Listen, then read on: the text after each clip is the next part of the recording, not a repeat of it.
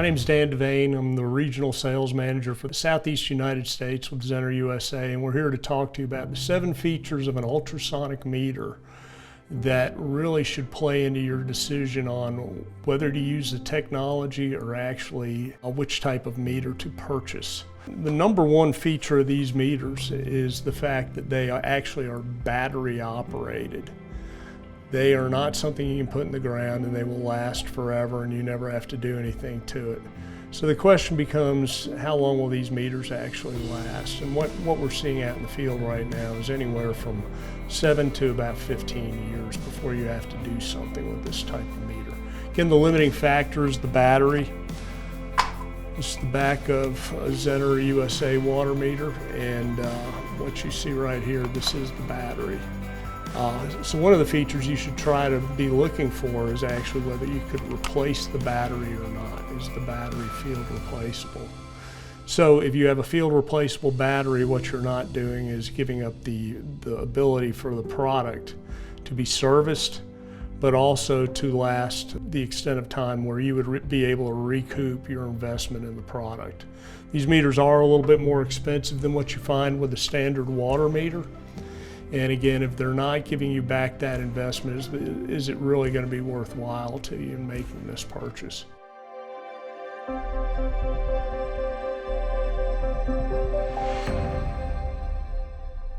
So one of the more important things to consider when buying one of these meters and using it in your system is really, do I understand how this meter actually works? You want to understand the technology in order to make a good solid purchase and know what you're getting into with this meter. So this meter actually works very similar to the way the Navy uses sonar in their submarines. So in a submarine, you're sending a sound wave through water and you're seeing how long it takes to hit an object, and what it does is it measures the time out and the time back. And it can tell how far out an object actually is in the water. These meters actually do the same thing. What they're doing is sending a sound wave in 2 directions. So they're sending it from this side of the meter to this side of the meter, and they're bouncing it off a reflector plate in the bottom of the meter. So they're moving a sound wave, hitting a reflector plate, and then moving it upwards. And then they do it the same way. They come back and they bounce it off the reflector plate, so they can tell which way the water is actually moving. So let's say the water is moving in this direction. It's going to be faster for the sound wave to move with the water than it is against it. And what it does is it checks to see what the differences are. So it can tell, number 1, how fast the water is moving. Number 2, you can tell which direction the water is moving. So if you understand that and how that actually works, it's going to go a long way in understanding the rest of this product and how it actually may gain or lose revenue for you in either case out in the field.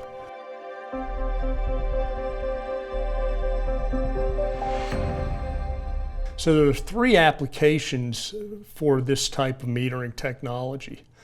One is for residential meters, and that's what we're going to focus on today. Number 2 is for commercial meters, and then there are clamp-on ultrasonic meters as well. All 3 of them have different applications, and all 3 of them have different places where you'd want to use them in your water utility. But for today, we're going to focus on the residential ultrasonic meter. Okay, so there are a number of questions that you need to ask yourself when you're purchasing these meters, and there are a number of different types of meters that are out on the market. Number 1 is the type of materials that the meter is actually made out of. Will they last the test of time? You notice that this meter in front of us, the ZENNER model, has a bronze tube. There are also products that are made out of plastic. And they may work fine in certain applications, but are they going to be a plastic meter? Is it going to be exposed to weathering out in the field? And what will that do to the product over time? Will it develop cracking if there's torsion on the meter itself? Will it actually stay out without any problems? So that's the first thing you need to ask yourself. Number 2 is, what do I really expect life expectancy out of this meter? Again, we spoke a little earlier, and what I told you is you probably get somewhere between 7 and 15 years out of these meters.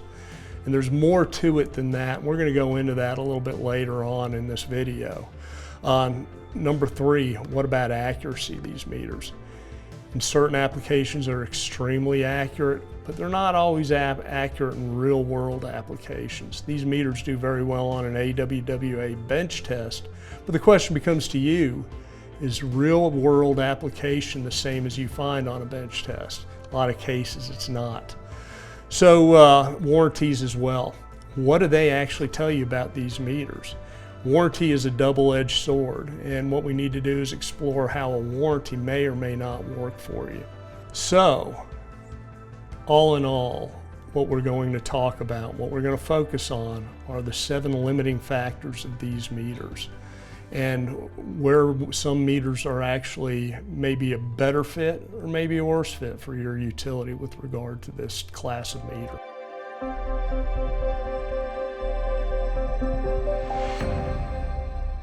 Factor number 1 is the tube material. So again, we make these meters in the industry out of metal tubing, or we'll make them out of plastic tubing. The question has to become, which is going to be more durable for you out in the field? And how much money is going to go from metal to plastic really going to save you? But will it cause problems in the future? So even in installing these meters, what most utilities have found is that if you have plastic threaded meters, there's a strong chance for cross-threading. When you cross-thread one of these meters, usually they're not covered under warranty. So is the metal tube going to be more durable for you? Most utilities have found that it actually is. So the other one is torsional force that's put on the meter. Even if you're using a meter setter, a lot of times there will be force moving in one direction or another with this class of meter. And over time, what is that force going to do to the meter as the plastics weather? Metal obviously doesn't weather in the same way. It's going to stay strong throughout the life of the meter. So you have to worry about that. Also, temperature changes throughout the season. And what temperature changes can have a limiting factor on the life of the meter will be where you have freezing and thawing, where the meter is being pulled this way and this way as your water lines are pulled. Again, with weathering over time, what is that going to do? Are you going to break the meter? Are you going to crack the meter?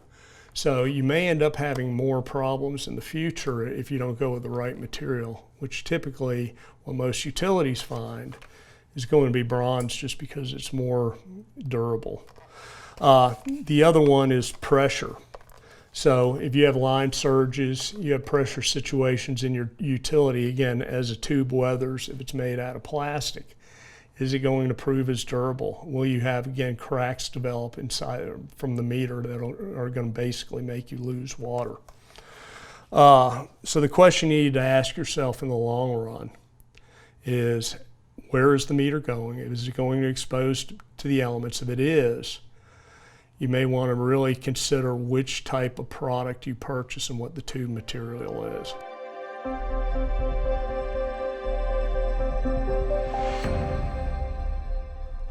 All right, the number 2 limiting factor of an ultrasonic meter is actually the battery that's used in the meter itself. The battery is the one thing on the meter that will make or break it as far as whether it is actually going to be a viable asset for you to put into the field. So if you're expecting a 20-year life out of this product, you're probably not going to get it. You may get something approaching it, but then again, there are some limiting factors associated with that. And we'll delve into that a little bit further on as well, as far as sampling rates and things like that. So when you look at an ultrasonic meter, one question you want to ask yourself is, can I replace the battery? In the case of this meter, you can. There are other meters on the market that you cannot. So when you deploy one of those type of meters, you're going to have a finite life. Now, one thing that you need to consider with this is that ultrasonic meters actually cost you a lot more than a mechanical meter. If they're not going to stay out in the field and they're not going to keep working for you, is the water that you might save actually going to pay for the investment that you made in more expensive metering? Is it going to really reap a dividend? Is it going to reap a return on investment? That's a question you need to ask yourself as a utility. Don't count on an AWWA bench test to answer that question for you, because again, AWWA bench tests are not real-world applications. So when you're considering this meter as well, there's another consideration that needs to be brought into the equation. It's not just the added cost of this type of meter. It is having to send people out into the field knowing that you're going to have to replace these meters more often. Typically, that's about the same price as the meter itself to send manpower out in the field in order to replace the meter. So would you have to do that with a replaceable battery? Yes, you would, but you wouldn't be throwing the meter away itself. You just have to be disposing of a much less expensive battery. You can remove it, put it in a tub, and then send it to a disposal or recycler of batteries. So another thing that you want to consider too, if you are moving to a field replaceable battery, is what happens when the battery actually dies. So you're actually, whether you have a field replaceable battery or not, if you're throwing the meter away, once the battery dies, you'll see that fades and you're losing your meter read. So what you're doing is having to send somebody out in the field. You've given possibly a month's worth of water away for free. Now with this particular meter that does have a field replaceable battery, you can get your meter read right back because it stores it with a capacitor. So the meter comes back to life and you've got your last read out of it. At least you're not giving away a month's worth of water for free to a customer that by all rights should be replacing it.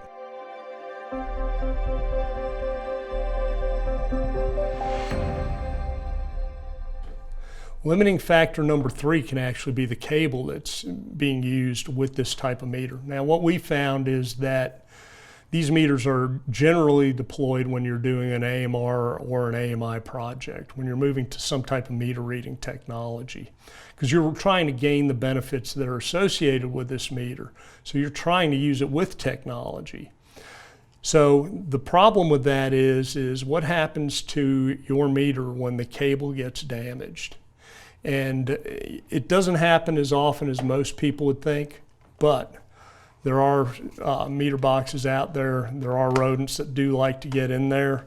And typically when they chew a cable, what they will do for some reason, I'm sure anyone who's deployed any technology that's watching this video will find that they usually do it right up next to the meter or right up next to the AMR device. If it's right up against the meter, in most situations, if you don't have a replaceable cable, you're throwing the meter away. Why is that? Because it's not usable with your system anymore. You can't attach it to an AMR device. So if you had a rodent that ate a cable, now what you're doing is taking that expensive investment that you made in a water meter and you're throwing it in the trash can. So the third consideration is, what do I do with the meter if the cable gets damaged? Again, most of them you would have to throw away. In the case of this meter, it is a replaceable cable, and you can keep this meter in service just by replacing the cable itself. Again, it's all about asset protection. That's something that most people don't even consider, but the reality is you could be throwing away a $100 plus water meter just for a damaged cable.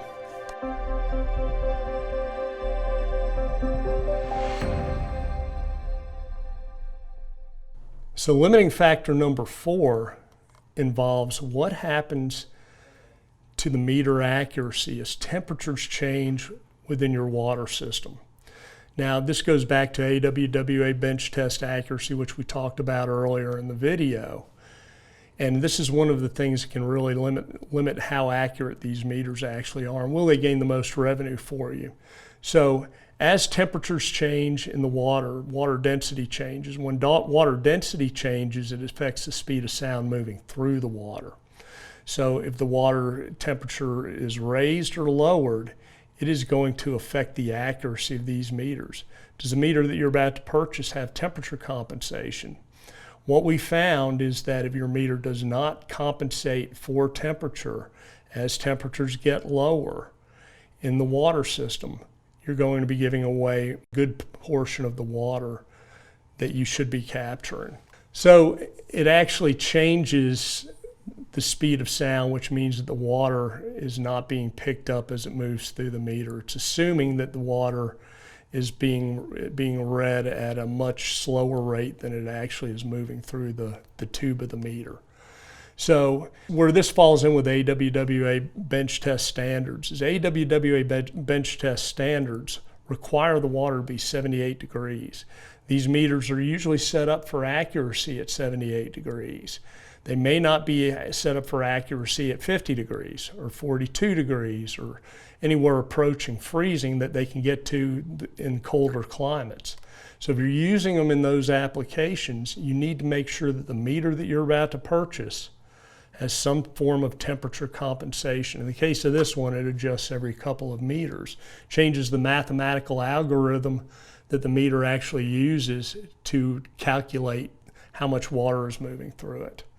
So again, temperature compensation, an extremely important factor in this type of metering.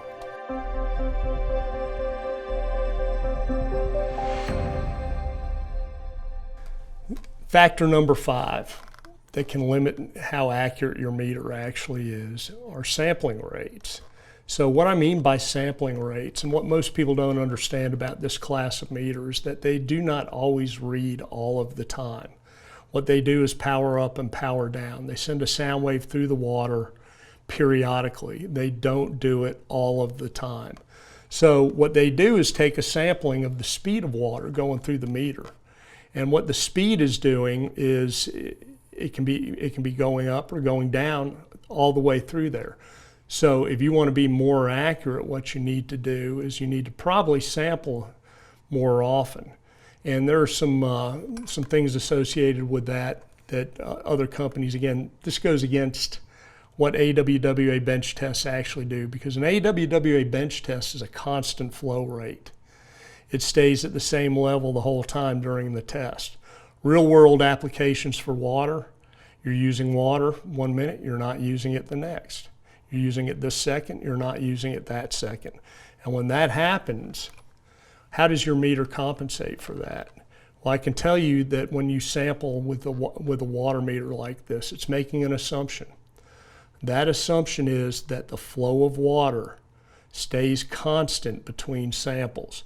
So if you're sampling every half second, it's assuming between half seconds it's sampling at the same rate. The water is flowing at the same rate. If you sample once every 14 seconds, it's assuming for that whole 14-second period, whether water is moving through it or not, that's how much flow is going through that meter. Now what you need to do is consider sampling rates of what happens in your home, in the homes that your utility services. Is this meter going to pick up all of the flows? And when I do presentations for utilities, the number one thing that is leaking in a home is usually not a sink, it's usually a commode. This commode flapper gets stuck, and what it will do is it'll drip water, drip, drip, drip, drip, may drip for 5 or 10 minutes at a time, maybe even 15. And then all of a sudden the tank refills itself. It activates the valve inside the tank. That valve usually only stays activated for about a 2 or 3 second burst until it hits the point where it shuts itself off. Then it continues to drip, drip, drip, drip, drip back down very slowly. So if your meter is sampling at point A and the event happens somewhere between the first sample and the next sample, the meter is actually showing 0 water usage. If you sample and then the flapper kicks on in between those 2 points of sample, you're missing that entire event because the meter has made the assumption that at point A there was 0 flow, and during that whole increment there was 0 flow through the meter. So if the event happens in the middle, it doesn't pick it up. If it happens right as the event occurs, now it's showing water usage for the entire event. And that a toilet flapper is probably a 2 gallon a minute event. So it's assuming for 13 seconds that you're flowing 2 gallons a minute. So your your meter accuracy is directly affected to that sampling rate. If it has a long sampling rate, it's going to be very inaccurate. If it has a short sampling rate, a second or less, it's going to be extremely accurate at picking up those flow changes. Again, a lot of that can be indicated as well, because what most people don't understand is how warranties actually work. So if you get a battery warranty on a water meter, and that battery warranty is, let's say, a 15-year full battery warranty, what that means most of the time is that your sampling rate is probably going to be fairly slow. There's going to be a lot of time in between samples. Why is that? Because these meters actually all work exactly the same way. As I described earlier in the video, it doesn't vary. It's the same type of meter, the same type of technology. I don't care who the manufacturer is. You're just measuring the speed of sound through water. And how often you do that is really where your battery life comes in. So if you have a meter that's purported to have a long warranty associated with batteries, you're probably not going to have the same accuracy level. So one question you need to ask the person selling you these type of meters, and I would have it documented as well, is what is the sampling rate of the meter. There's also companies that will send you meters in a test mode to where you can test them on a bench. And this really is not affected on low flows as much as it is high flows, because a high flow bench test is very, very quick. It happens in seconds. You're doing something that is speed oriented. So if you have an 8-second time lag in between samples, it can directly really affect a high flow bench test. So a lot of times they'll send these out, and then they'll automatically reconfigure themselves to a lower sampling rate. So make sure you understand how these meters actually work as far as sampling rates are concerned. Quicker is picking up flow changes. Flow changes are real world applications. That's where your water loss is going to come in.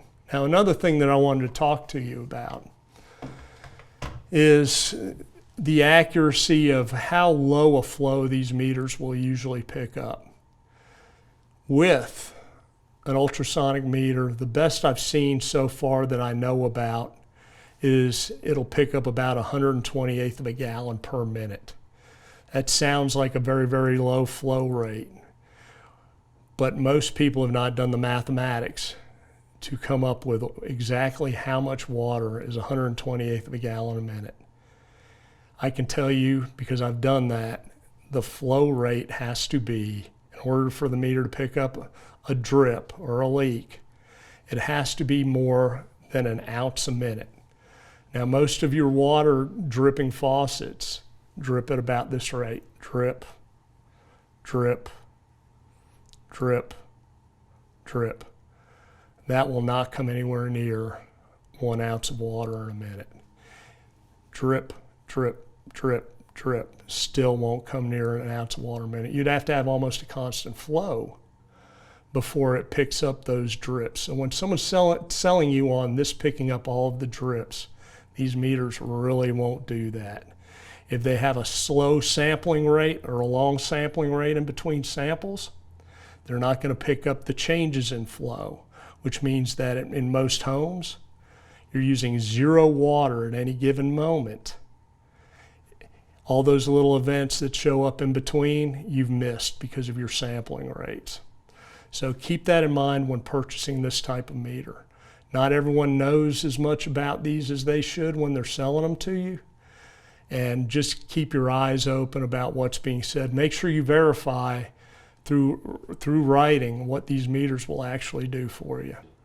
All right, so the first graph that we want to show you is what actually happens when a toilet flapper gets stuck.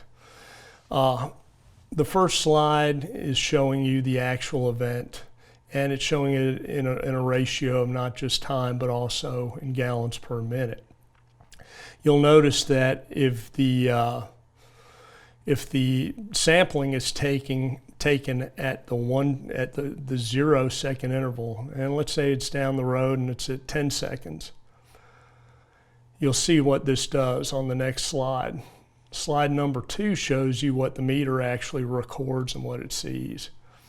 It's showing 0 water usage. Why is that? Again, because the meter sampling dictates whether it shows usage or not. So when you sample and there's 0 water usage, it's making the assumption that there is 0 water usage until you sample again. So a long interval meter is not going to pick that up. A short interval meter will pick that up. It'll pick it up by whatever increment it is. Again, when you look at this type of metering, you're looking for something a second or less as far as sampling rate so that you can pick up these changes.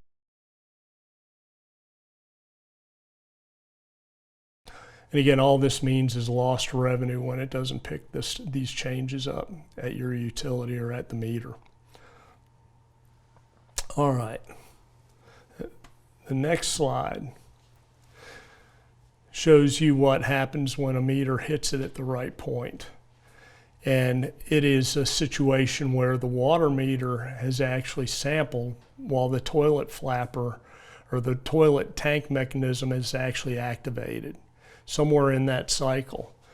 So what this does is it illustrates the fact that the meter itself is actually picking it up, and it's making that assumption throughout the whole rest of the test. So what we want to talk about now is what other appliances, items in the home would simulate the same type of event. So a toilet flapper, 2 to 3 seconds. What other things in the home actually do that as well? Well, you actually have ice makers. Big source of water loss for this type of meter if you don't sample right. It's a 2 or 3 second burst of water in the home, and then it shuts itself off. If you're sampling at the wrong spot, it's going to miss it. It's going to miss it altogether. The other one, this is what most people don't think about, is if you're at home and you're walking through the kitchen and you decide, you know what, I'm a little bit thirsty. How do you usually get a drink of water? Well, I can tell you this. Most people don't fill up a full glass of water. They walk up to the sink, grab a cup, put it under the tap, fill it up with as much water as they want. It usually takes about 2 seconds. It's enough for a swallow. Throw it in their mouth, put the cup back down next to the sink, and go on the rest of their day. The only time you fill up a full cup of water is if you're going to sit down to dinner. But all those rest of the times in the day that you just need a sip of water, you're putting it under the sink, turning it off. It's a 2 second burst at the most, using about yay much water. Sampling rates, if you're hitting it at the wrong time and you don't have a fast enough sampling rate, you're missing that water. You're giving it away to the customer. Over time, over a 5-10 year period, this can amount to a lot of water that you're losing in your system and you're handing out for free. So keep that in mind when you have these events, that these events actually do happen all the time in a home and actually do cost your utility water if you're using this class of water meter and you don't have the right sampling rates. Again, what you're looking for is a sampling rate 1 second or faster.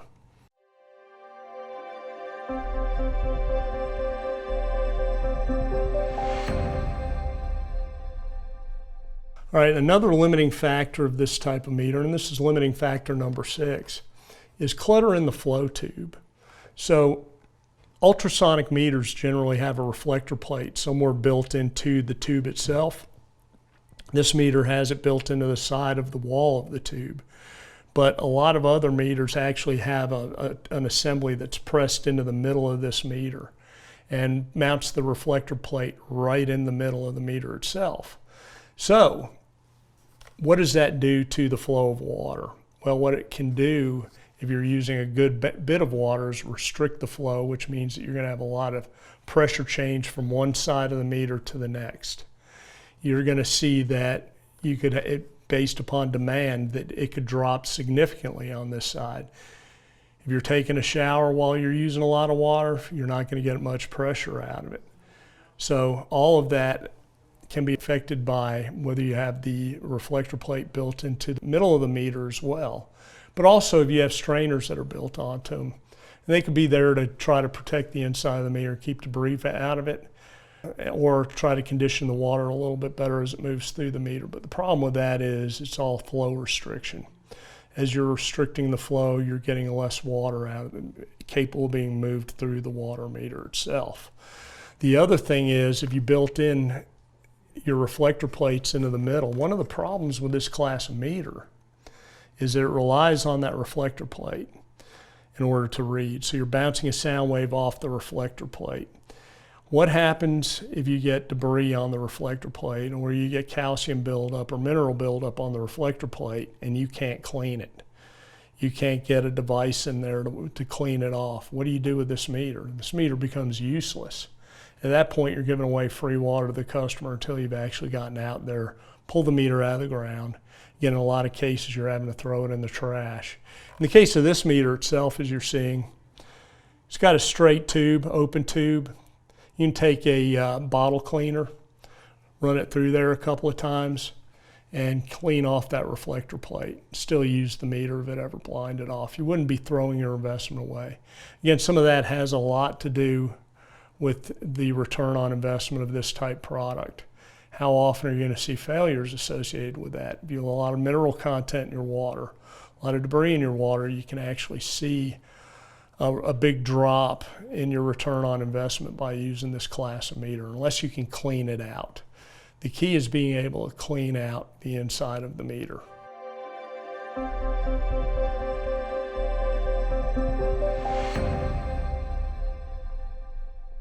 All right, the seventh limiting factor of this type of meter has to do with how water moves through a pipe or a tube. So when you have a meter, what happens is the water moves through it, and because of the drag associated with the side of the tube or the side of the pipe, it has a tendency to spiral through the meter itself. So it's moving in a circular flow, kind of like a whirlpool.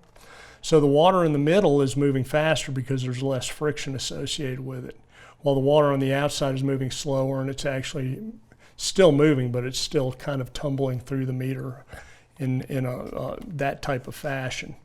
So that can affect too how fast the water moves through it. As it's moving through this column of water, having to hit this turbulence. What you want to look for is a meter that actually has a square flow tube. Why is that? Because it straightens the water. The spiral hits it, and then all of a sudden it straightens it. So the water moves through the meter in a little more uniform fashion where you're measuring it.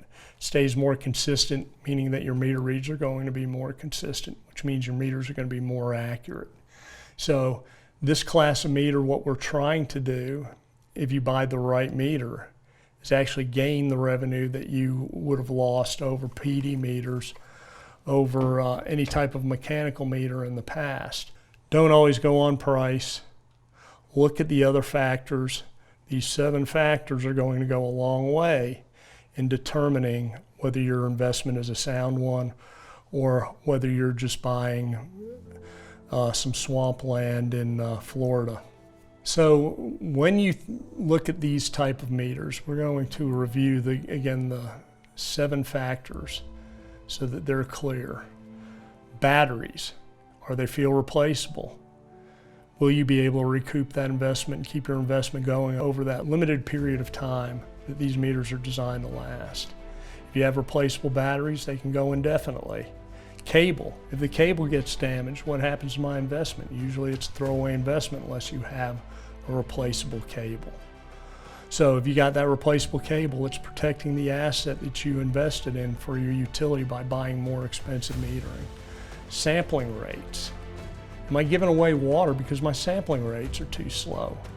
Again, you want to look for a second or less when it comes to sampling rates. So you can pick up those flow changes that mean real revenue to your utility.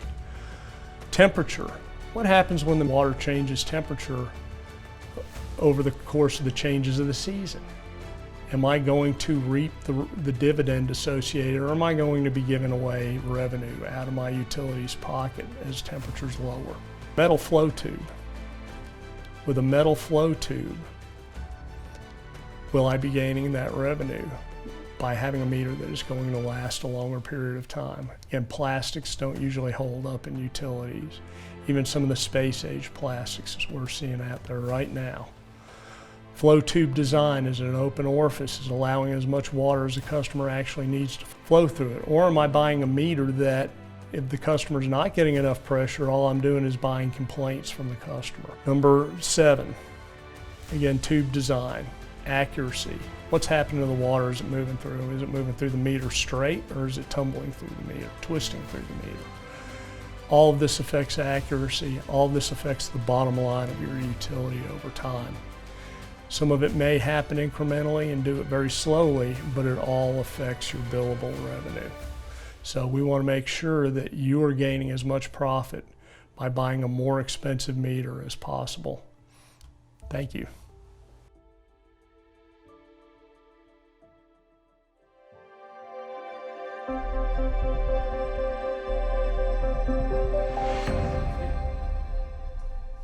All right, Dan, so with battery life, I mean, how does that limit the longevity of a meter? Well, batteries are what actually drive an ultrasonic meter. So if you are sampling a lot, you're probably going to have a lower battery life than you will if you're sampling very few times. So the meter itself, every time it powers up, is using power. So if you have a longer warranty associated with batteries, what's going to happen is you are going to have a meter that probably doesn't sample as often as it should, because we're all using the same battery technology. It's all lasting a certain amount of period of time, and you can expect it to do that. So the more power you use, the less life you have. That means that you're reaping more dividend out of your meter because for billable revenue versus making a meter to last longer that's not going to gain that revenue. Okay, so I want to clarify that a little bit too. Sure. So can you explain to me, my battery life will last longer if the meter samples less? Yeah, your battery life, or the batteries are all the same within an ultrasonic meter. They're all the same type of battery.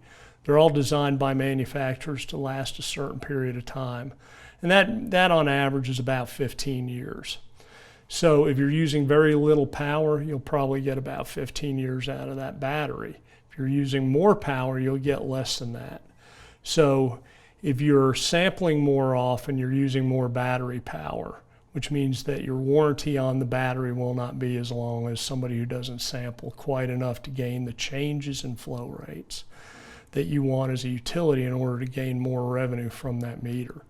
So you're really going to make a big investment in a meter that won't do what you want it to do if it gives you a better warranty. So it's almost converse to what you would expect by a longer warranty.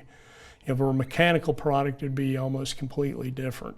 But based upon battery life in an ultrasonic meter, you want to be somewhere around a 10-year warranty. If you're going beyond that, they're probably not sampling quite as often.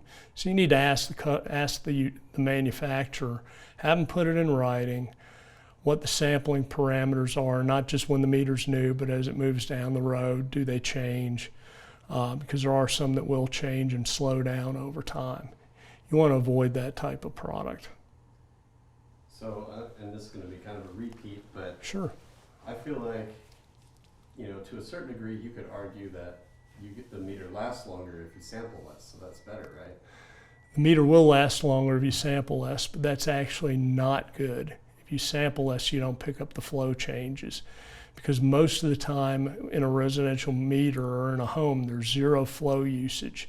So those little events are the things that really add up. Your drips, your leaking flappers, your ice makers, people getting a drink of water at the sink. These are all the events that you want to make sure that you're picking up. And if you have a sampling rate and you have that is not quite enough, which is usually indicated in a warranty that is longer, at that point, you're giving up a good portion of the revenue that these meters are supposed to be gaining for you by moving to this type of technology.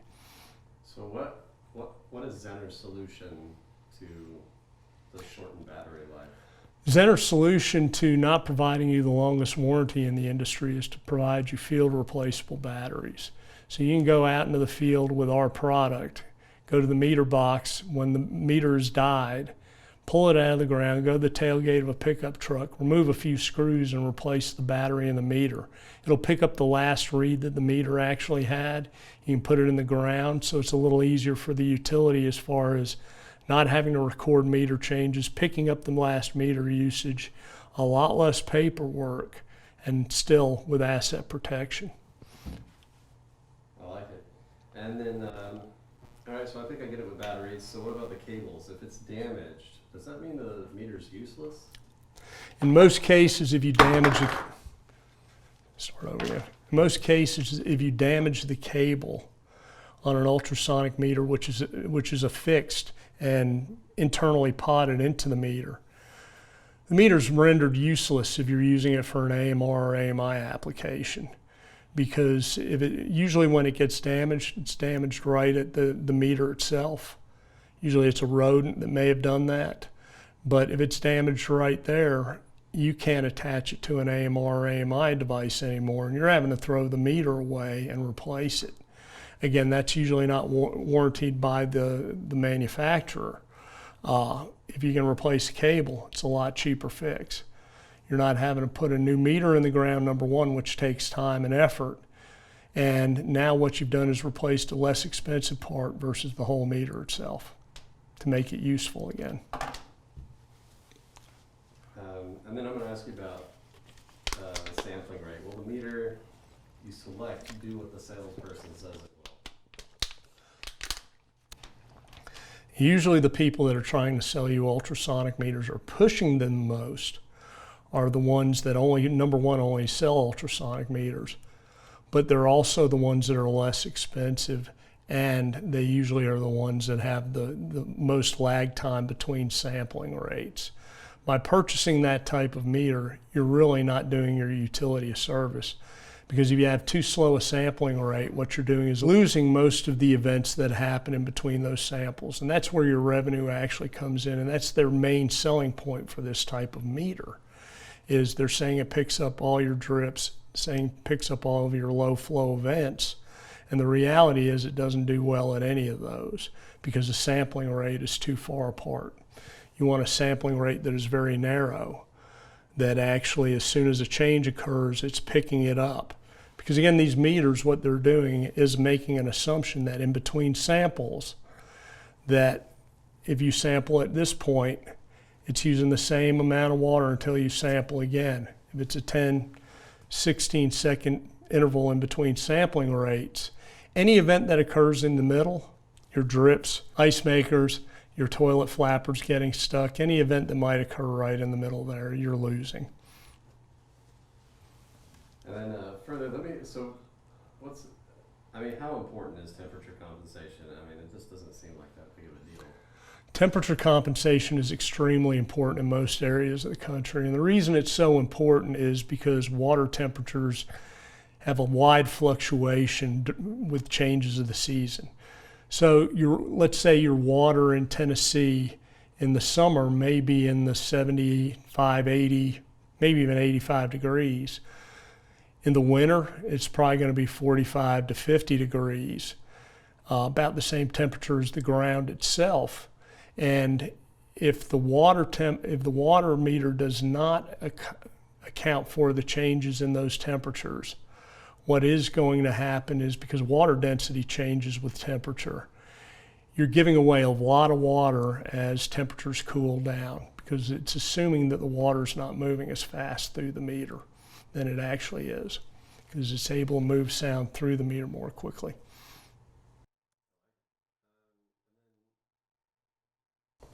So metal flow tube, like, will my meter be in the ground 5, 10 years from now? I mean, well, flow tube?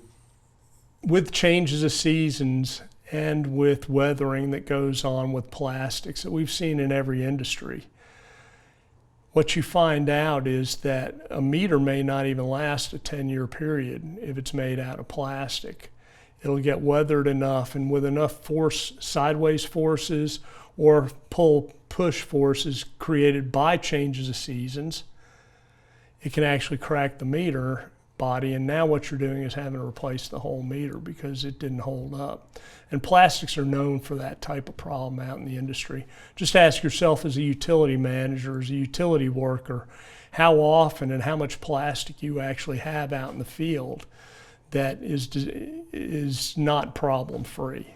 Usually they're the parts that provide you the biggest problems. When you have metal, it usually lasts a lot longer. Simple fact. So Dan, the tube design, what did you mean by saying I'll be buying complaints from my consumers? or my customers? Well, you'll be buying complaints for your customers if you can't get them as much water as they want at any given moment. So if you build a reflector plate in the middle of the tube, or if you actually build on a strainer screen at the front of the tube, all that does is restrict the flow of water through the meter. If you restrict the flow of water through the meter, what you're doing is creating pressure drop as pressure demand increases on the backside of the meter. So if someone wants to use a lot of water at any given time, and you're restricting that flow by building in a lot of materials into the middle of the tube of an ultrasonic meter, the customer's probably not going to be too happy about it. And you can see huge drops in pressure between the front of the meter and the back of the meter based upon flow demand of the meter.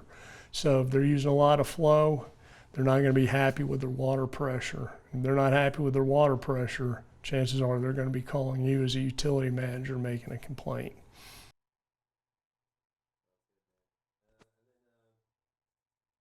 What about the tube design? Like, does it affect how the water is delivered and the accuracy? I still don't understand why tube design affects that. You're talking about the spiral thing?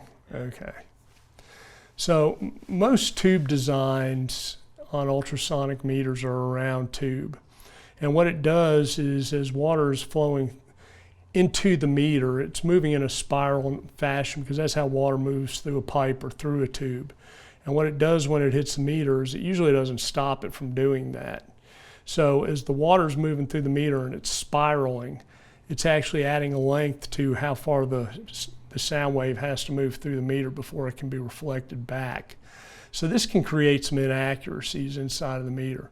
If you have a square flow tube or a rectangular flow tube, what it does, it makes the water, as soon as it hits it, straighten and move through the water uniformly, so that you're not having any of those events that could actually, by the water flowing in a certain way, change how fast the water is moving through the meter and giving inaccurate reads. So are ultrasonic meters the best meter? No one can tell you that any particular meter is the best meter. It all really has to do with water conditions. So the questions you ask yourself with ultrasonic meters: are they going to pick up the flows that I want it to? Is the meter designed to work as accurately as possible? Does it have features that are going to keep it out in the field and make it a viable product for us so that it'll be useful years and years from now versus the next 5 to 10 years? What you're trying to do is protect the assets of your utility. So when you purchase a meter of this class, of an ultrasonic class, you want to make sure that you're getting the best bang for the buck. And price is not always the best indicator of that, because you can be buying a low-priced meter that isn't designed to read water quite as accurately as someone that's in the mid-range or even higher range meter of prices of meters. And so you're telling me that ultrasonics may not be the best meter? Ultrasonic meter may not be the best meter for your utility. Is it going to last the test of time? That's the big question for you. Will a mechanical meter actually read better for you? Will it last longer? Will I have fewer problems with it? Because anytime you have a problem with a water meter, that's actually money in the form of lost water, in the form of lost revenue, in the form of lost time, which again is lost revenue. Why is that? Because you have to send somebody out in the field to fix it. If you have more manpower associated with your metering, it's taking them away from other activities like finding leaks, doing repairs that actually are costing you money. So are ultrasonics always the best? No. Will they last the test of time? Not as well as a PD or a multi-jet meter will. So does that mean I should just stay away from ultrasonic meters? No, ultrasonic meters are good because they do maintain accuracy over time. If you buy the right meter, it very well could lead to increases in revenue for your utility. So there's a balancing act you really need to look at. How much money do we have? How often do we change meters out? How long do I expect the meters to actually last? If you do that and you come up with the right formulas, you're going to make a better informed decision of which meter is actually going to be the right one for your utility. So you're saying I need to be careful when I purchase, when I look. You need to be purchase. careful when you decide to purchase this class of meter, because it may not be delivering exactly what you're trying to get it to do over the test of time and as far as revenue protection. But, you know, I've had several salesmen tell me that it provides what I want, and you're saying it may not. Ultrasonics are a decision that the utility needs to make. Just because a salesperson walks into your office and says, this is the exact type of meter that you need in order for your utility to advance and make as much money as possible, that may not be right. You need to look at all different types of meters. There are a lot of mechanical meters out there that maintain accuracy for a long, long period of time. Where an ultrasonic meter, again, depending on whose you purchase, may or may not be picking up those low flows that you think it will be. You know, they usually don't pick up drips. Drip is usually too small an event for an ultrasonic to pick up. You know, is it going to pick up due to sampling differences? Is it going to pick up those other events, ice makers, toilet flapper leaks, or someone getting a drink out of the faucet?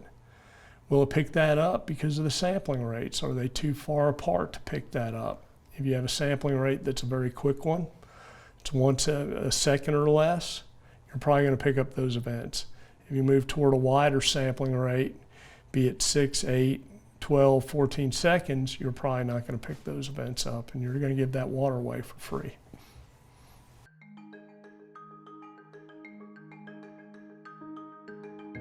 When ZENNER builds water meters for utility use, what we are trying to do is maximize the return on investment for each utility that we service.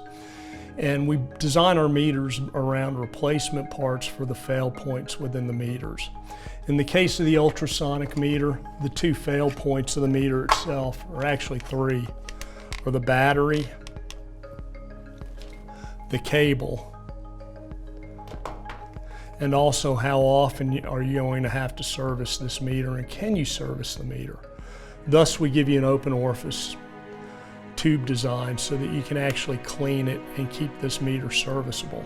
So by being able to replace the points that will be damaged and break, not just will they, but they will over time, the battery obviously, but also the cable, we're giving your utility an asset instead of a liability, where the other manufacturers are more fixated on making a profit and future sales by going back with you and telling you need to repurchase. No, we're looking at growth by you buying a better product and every other utility around you knowing about it. So the one thing that we're trying to do at ZENNER is make sure that we're giving you a product that's not just going to be serviceable but last the test of time and give you the most return on investment for a product. So things like field replaceable batteries, field replaceable cables, open orifice tube design. What we're doing is giving you not just a meter that's going to last the test of time, but it's also going to reap the biggest dividend for your utility, which is an increase in revenue. We want accuracy and we want serviceability for your utility. Other meter companies are more fixated on trying to get you to repurchase your meters, repurchase your investment over time. What ZENNER is trying to accomplish is that by providing you a better meter, that the utilities around you are going to realize that you bought the right product, and will grow outward versus just trying to grow with your utility. What ZENNER is trying to do is provide you the best meters available to the industry so that you're able to reap the dividend of greater revenue over time without having to spend as much money to service your meters or throw the meter investments away.